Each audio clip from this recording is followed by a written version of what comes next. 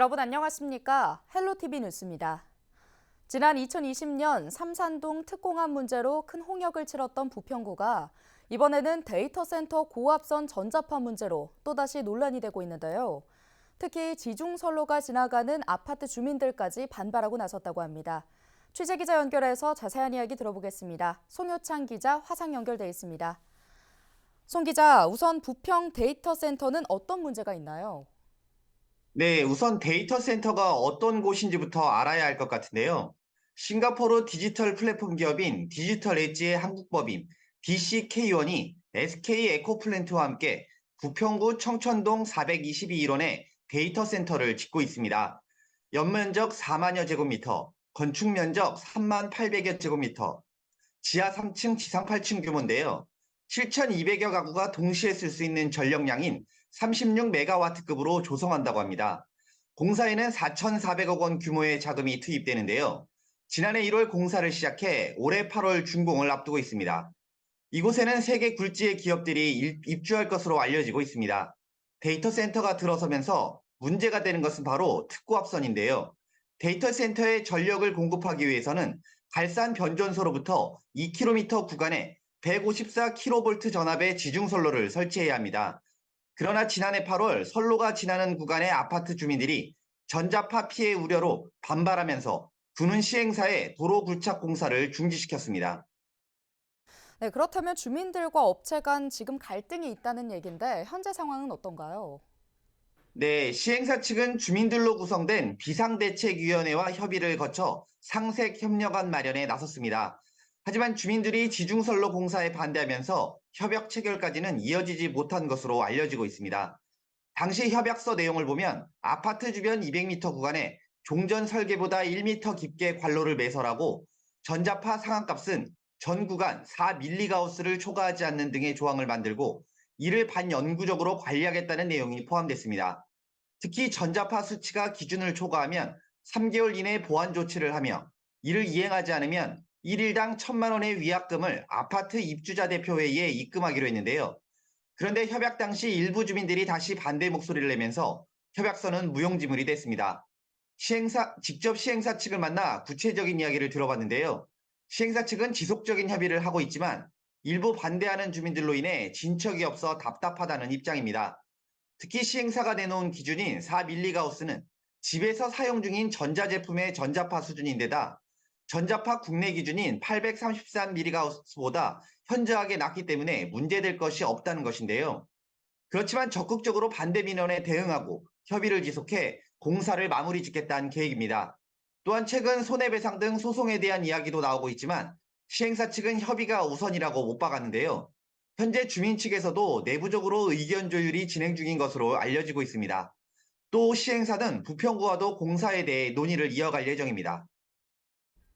네, 그렇다면 현재 부평구의 입장은 어떤가요? 네, 우선 소송과 관련해서는 내부적으로도 이길 승산이 적을 것으로 판단하고 있는데요. 안양시나 부천시와 유사한 사례를 봐도 시행사에서 소송을 제기하면 법률상 하자가 없어 구가 이길 가능성이 매우 낮기 때문입니다. 이럴 경우 수천억 원의 손해배상이 예상되고 있어 소송 전까지 가지 않기를 바라고 있습니다. 대신 현재 시행사 측이 주민들과 적극적으로 협의를 이어가고 있는 만큼 부평구 역시 주민 안전도 지킬 수 있는 현명한 결정이 나오길 기대하는 눈치입니다. 네, 여기까지 듣겠습니다. 지금까지 보도국 송효창 기자였습니다.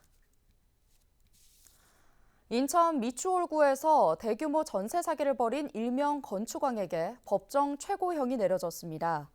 인천지방법원은 지난 7일 오전 열린 선고 공판에서 사기 등 혐의를 받는 남 씨에게 징역 15년을 선고하고 범죄 수익 115억 5천여만 원 추징을 명령했습니다. 재판부는 또 부동산 실권리자 명의 등기에 관한 법 위반 혐의로 함께 기소된 공인중개사와 중개보조원 등 9명에게 최소 4년에서 최대 13년을 선고했습니다. 앞서 검찰은 지난달 17일 결심 공판에서 남 씨가 피해 회복 노력을 하지 않고 반성도 없다며 사기죄로는 법정 최고형인 징역 15년을 구형했습니다.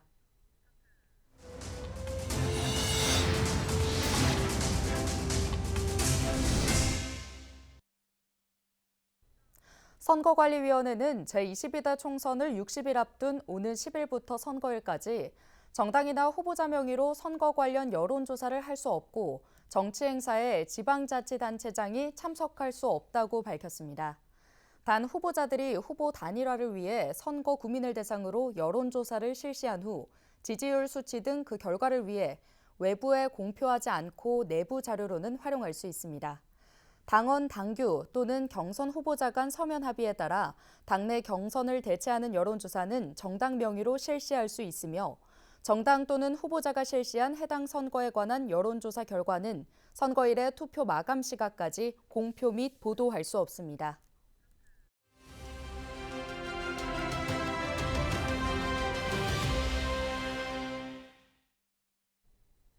최근 감사원이 김포 한강시내폴리스 개발 사업 과정에서 불법 비리 사실을 발견해 검찰에 수사를 요청했는데요. 또 다른 개발 사업인 풍무역세권 도시개발 사업은 메디컬 캠퍼스 건축비 분담 문제 등으로 지연되고 있는 실정입니다. 굵직한 개발 사업들이 삐거덕거리는 상황에서 김포시의회는 조사특위를 구성하기로 했습니다. 자세한 이야기 나눠보겠습니다. 조사특위 위원장을 맡은 한종우 김포시의원과 전화 연결돼 있습니다. 안녕하십니까? 네, 안녕하세요. 한종우 시의원입니다. 네, 이번에 김포시의회가 원포인트 임시회를 열고 이 개발 사업에 대한 조사특위를 구성했는데 이유가 뭔가요? 네. 시민들이 풍무 역세권에 대한 활용 방안, 특히나 이 학교 용지에 대한 활용 방안에 되게 관심이 많았고요. 그런 가운데 여러 대학교가 어떤 학교 의료 시설을 들어오겠다고 했는데 성사가 되지 않았죠. 그런데 최종적으로 인하대가 이제 들어오겠다고 했는데요. 뭐 언론에도 나왔듯이 인하대가 어떤 학교 용지에 대한 어떤 활용 방안에 대해서 너무 과도한 주장을 하고 합의되지 않은 내용을 이렇게 그 시행사에서 의견을 줬다라는 부분과 또 민주당에서 왜 인하대 병원을 하지 않느냐고 시장에게 반문을 했어요. 그래서 그런 여러 가지 이유들이 그러면은 풍무역세권에 대한 전반적인 조사 특위가 필요하겠다라는 결론을 내서 야당 의원님들과 제안을 해서 조사 행정사무조사를 하게 되었습니다. 조사특위의 앞으로의 활동 계획도 궁금합니다.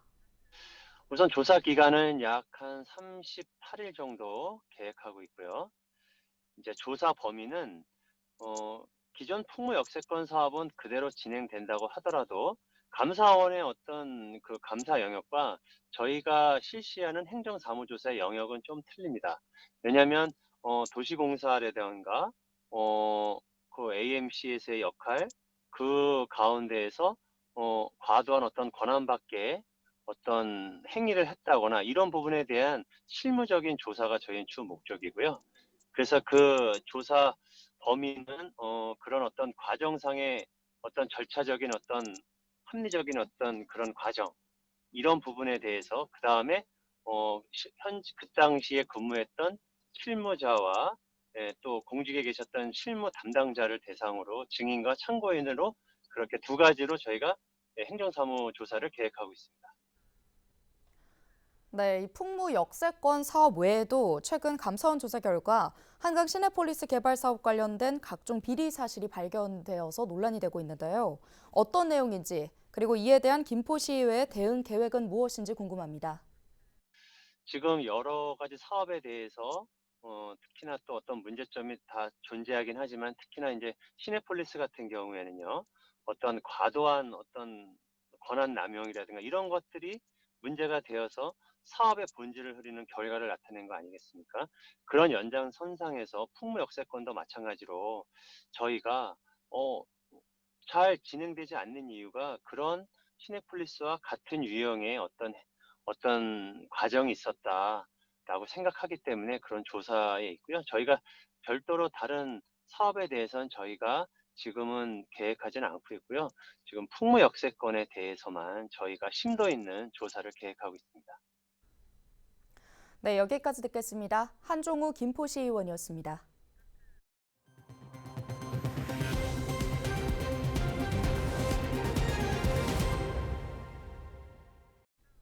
안전진단 없이도 재건축 사업에 착수할 수 있게 되면서 사업 시작이 어려웠던 노후단지들의 관심이 집중되고 있습니다.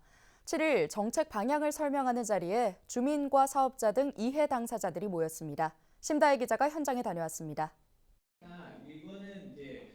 200석 규모의 강의실이 꽉 찼습니다. 정부가 지난달 발표한 일십 주택 대책의 정책 방향을 안내하는 설명회. 재개발 재건축을 추진하는 주민들과 신탁사, 건설사 등 이해 당사자들이 해당 정책을 사업에 어떻게 적용할 수 있을지 알아보기 위해 모인 겁니다. 국토부는 재개발 재건축이 도심 주택 공급의 가장 중요한 수단이라고 설명했습니다. 현 정부의 정책 기조가 재개발 재건축을 더 이상 규제가 아닌 지원의 대상으로 보고 있다는 걸 재차 확인했습니다. 과거 같은 경우는 이제 재개발 재건축이 어떻게 보면 집값 상승과 좀 연계되는 측면이 있기 때문에 너무 이제 규제로만 봤죠. 앞으로는 좀 쉽게 그리고 빠르게 정비 사업이 될 수 있도록 하자라는 정책 기조를 앞으로 가지게 될 것 같고요. 정부는 재개발 재건축 사업의 진입 문턱을 낮추고 사업 속도를 빠르게 해 사업성을 높이겠다는 입장. 재개발의 경우 노후도 요건, 즉 30년 이상 건축물 비중을 60%로, 재정비 촉진 지구는 50%로 완화합니다. 재건축 사업의 첫 단추인 안전진단을 사업 시행인가 전까지 통과하면 되도록 하고, 정비구역 지정 이후 바로 조합이 설립될 수 있도록 절차를 간소화하겠다고 밝혔습니다. 관건은 법 개정 사항인 만큼 국회 문턱을 넘어야 한다는 겁니다. 도시정비법 개정 사항입니다. 그래서 저희가 이제 2월 말에 2월 달에 발의를 할 거고요. 저희는 이제 이번 국회가 5월 말에 끝나거든요. 그 전에 국회가 열리면 통과시킨다는 게 정부 입장인데 실제는 국회 상황도 봐야 될 것 같습니다. 때문에 예비 안전진단 통과 이후 정밀 안전진단 모금을 진행하던 일부 단지들에서 불만을 표출했습니다. 안전진단 안 해도 된다. 그러니까 주민이 이제 돈을 안 내버리는 거예요. 지금 우리가 아주 그냥 무지개지만 이런 사람이 너무 많아요. 그것 때문에 아주. 지금 6월 달에 결정된다면 우리는 끝까지 기다려야 한다 이거죠. 일부 주민들은 부동산 건설 경기 악화 상황에서 실제 정비 사업 활성화에 큰 도움이 될 수 있겠냐는 우려도 내놨습니다. 현재 부동산 시장 상황이 아주 안 좋지 않습니까? 완화되는 것은 핵심 사항이 아니라고 봐요. 사업성이 없으면 사업 못하는 거죠. 그러면 사업성이라는 결국 부동산 경기에 직결되어 있는데 기존에 재건축하는 사업장들에 대한 혜택은 크게 없는 것 같아요. 아까 말씀하신 것처럼 공사비도 많이 올라가고 분담금 때문에 하던 사업장도 지금 그만둬야 되지 않을까라는 고민을 하고 있는 상황입니다. 정부는 정비사업 주체가 겪는 애로사항은 미래도시 지원센터에서 상담을 지원할 예정입니다. 또 공사비 조정 기준을 구체화 현실화한 표준 계약서를 배포하고 공사비 분쟁 사업장에 조정 전문가를 파견하는 등 분쟁을 최대한 완화하겠다는 입장입니다. 헬로티비 뉴스 심다혜입니다. 수도권 아파트 매매 가격이 지속적으로 떨어지고 있습니다. 한국부동산원이 발표한 주간 아파트 가격 동향을 보면 이번 주 수도권 지역 아파트 값은 전주 대비 0.06% 하락했습니다. 지난 11월 마지막 주부터 11주 연속 하락한 건데요. 지역별로 보면 서울 0.05%, 경기 0.08%, 인천에서는 0.05%의 하락을 기록했습니다. 한국부동산원은 매수자 관망세가 지속되는 가운데 매물 가격이 일부 하향 조정되고 급매물 위주의 거래가 발생하는 등 하락세가 이어지고 있다고 설명했습니다. 경기도가 교통 분야 핵심 아젠다 특별 조직을 구성했다고 8일 밝혔습니다.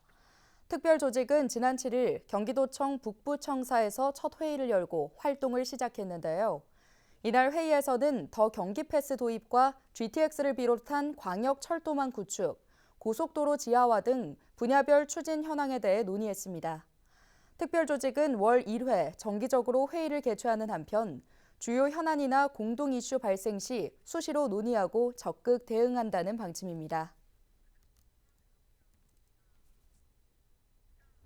오늘 준비한 소식은 여기까지입니다. 함께해 주신 여러분 고맙습니다.